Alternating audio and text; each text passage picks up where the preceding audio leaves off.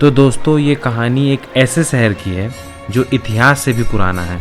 शहर जिसे शिव के नाम से भी जाना जाता है। बनारस, वाराणसी या फिर काशी कह लो।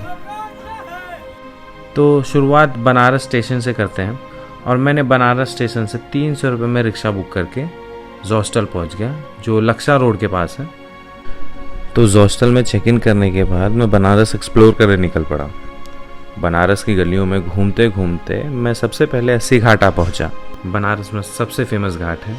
खैर ऑफ सीज़न की वजह से भीड़ बहुत कम थी पर बहुत खूबसूरत नज़ारा था। और वहाँ पे एक पास में ही एक पेड़ पे एक गोरे से बाबा बैठे थे। लोग कहते हैं कि ये बाबा बाहर से आए थे और यहीं बस गए। उनसे कुछ देर मुलाकात करने के बाद, मिलने के बाद, बात करने के बाद हम दशाश्वमेध घाट की ओर निकल पड़े जो अस्सी घाट से लगभग 2.5 किलोमीटर दूर है। पैदल पैदल चलने के बाद दशाश्वमेध घाट पहुंच तो गया। नज़ारा और खूबसूरत लग रहा था। गंगा नदी बह रही थी, चारों तरफ साधु संत दिख रहे थे और वहाँ भी फिर से एक बार एक दूसरे बाबा से मुलाकात हुई। खैर ये बाबा थोड़े इंटरेस्टिंग थे क्योंकि इन्होंने अपनी कहानी हमसे शेयर की। हर जगह ये कहाँ कहाँ गए, कैसे कैसे गए। केदारनाथ, बद्रीनाथ के भी दर्शन इन्होंने किए। उनसे बात करने के बाद हमने सोचा एक बोट राइड क्यों ना की जाए गंगा नदी में।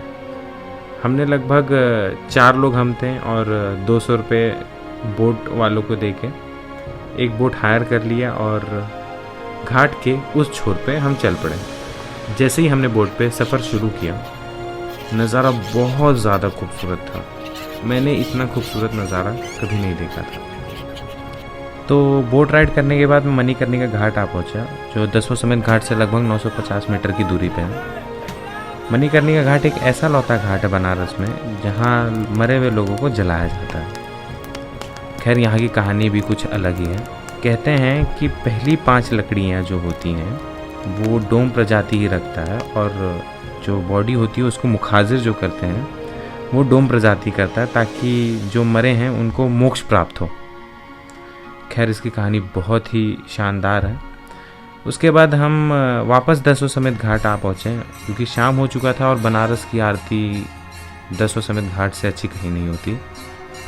तो आरती अटेंड करने के बाद रात को मैं हॉस्टल आ गया जहाँ मैं ठहरा था और रात भर नींद नहीं आई। सब कुछ सपने जैसा लग रहा था, एक अलग ही एहसास था। तो सुबह होते ही मैं बनारस एक्सप्लोर करने फिर से निकल पड़ा। तो कहा जाता है कि काशी विश्वनाथ टेम्पल में दर्शन लेने से पहले आपको काल भैरव मंदिर में जाके दर्शन लेना पड़ेगा। तो वैसे ही मैं पहले काल भैरव मंदिर चले गया और मैंने दर्शन लिया। कैमरा अलाउ नहीं था पर बाहर ही बैठे एक बाबा ने कुछ ऐसी चीज़ें बताई जिस पे विश्वास करना थोड़ा सा कठिन था, पर खैर रियलिटी तो है ही है। तो उन्हीं के मुँह से मैं बताना चाहूँगा कि उन्होंने कहा क्या। बात विवाद हुआ कि कौन बड़ा है।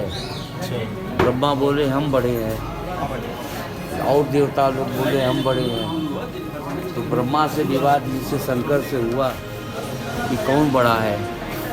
ब्रह्मा जी बोले हम बड़े हैं तो शंकर को क्रोध आया। क्रोध के तीसरे नेत्र से इनकी उत्पत्ति हुई काल भैरव कोतवाल की। ये पैदा होते ही ब्रह्मा का निंदा किए थे शंकर जी का कि हम बड़े हैं, वो निंदा हुआ उनका। निंदा के कारण इनको क्रोध आया, गर्दन नाखून से काट दिए, अपने कपाल को लटका लिया। ब्रह्मा के गर्दन को जिस मुख से बोले थे उस मुख को काट कर अपने नाखून में लटका के गले में कंठ बना दिया। ये ऐसे विकराल काल भैरव हैं। फिर इनका ब्रह्म दोष लग गया तो भ्रमित हुए। इनको काशी में रहने का जगह नहीं मिला तो काशी में यात्रा किए। इनका ब्रह्म दोष खत्म हुआ।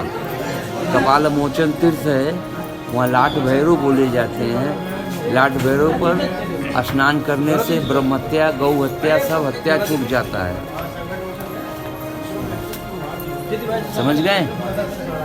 वहाँ स्नान करने से गौ हत्या, ब्रह्म हत्या छूटता है।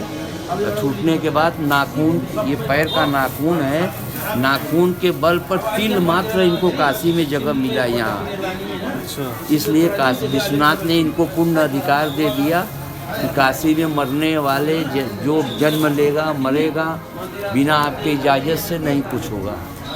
काल बोला कि हम महाकाल काल हैं, अच्छा। हमारे इजाज़त से यहाँ लोग मरेंगे। तो ये बोले कि हम महाकाल हैं, तुम्हारे भी बाप हैं, बिना हमारे इजाज़त दंड हम देंगे, मृत्यु हम देंगे, आप कुछ नहीं कर सकते। काशी में कोई मरेगा तो याचना इनका होता है, भैरवी याचना होता है, काल का याचना नहीं करता।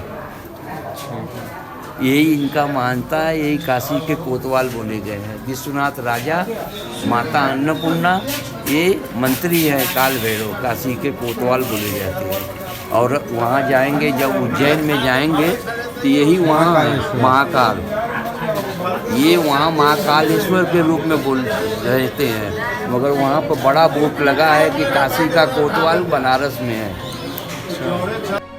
तो दर्शन करने के बाद हम काशी विश्वनाथ टेम्पल गए, और काशी विश्वनाथ टेम्पल भी बहुत खूबसूरत है।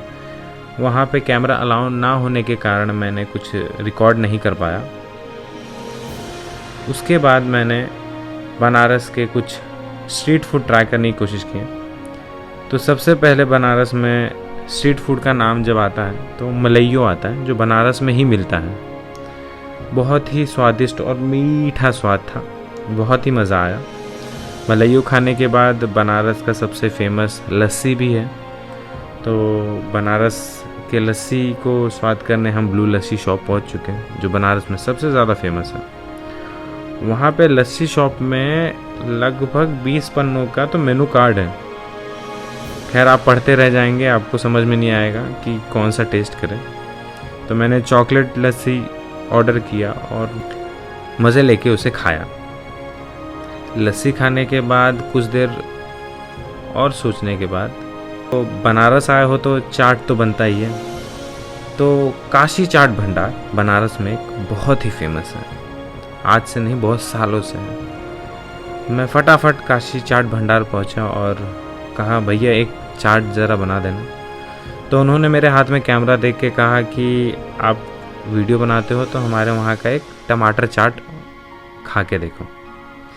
खैर, उन्होंने टमाटर चाट खिलाया था कि अमृत खिलाया था पता ही नहीं। खैर, बहुत ही ज़्यादा टेस्टी था।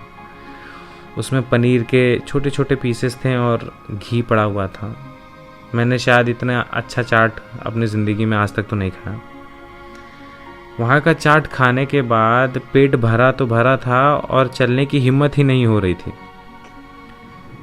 कुछ देर वहाँ आराम करने के बाद शाम हो गई और फिर मैं निकल पड़ा बनारस एक्सप्लोर करने। धीरे धीरे बनारस की गलियों में घूमता रहा और मज़ा आया। बनारस में और दूसरे शहरों में बहुत फ़र्क है। यहाँ मोक्ष पाने आते हैं लोग।